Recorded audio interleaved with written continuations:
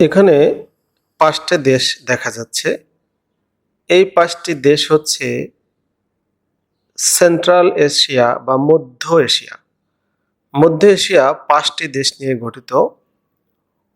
অবাক করার ব্যাপার হচ্ছে এই ৫টি দেশই হচ্ছে স্থল বেষ্টিত দেশ, অর্থাৎ এদের কোনো সমুদ্র বন্দর নেই এবং ৫টি দেশের শেষে একই রকম একটা যে স্থান আছে, যেমন কিরগিজস্তান, তুর্কমেনিস্তান, তাজিকিস্তান। এতে ৫টি দেশ কি কি আমরা দেখে আসি। প্রথমে এটা দেখে, এটা হচ্ছে কাজাকিস্তান।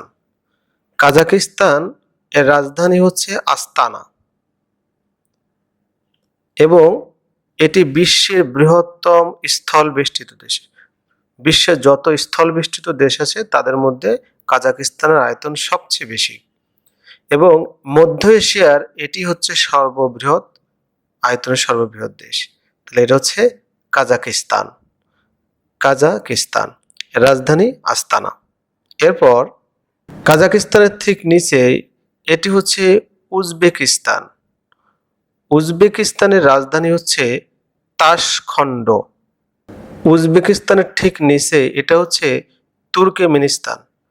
তুর্কমেনিস্তানের রাজধানী হচ্ছে আশখাবাদ।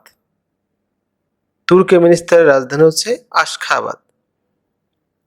এরপর এটি হচ্ছে কিরগিজস্তান।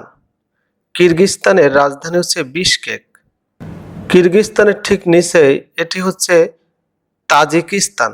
তাজিকিস্তানের রাজধানী হচ্ছে দুশানবে। তাহলে সবাইকে ধন্যবাদ। আল্লাহ হাফেজ।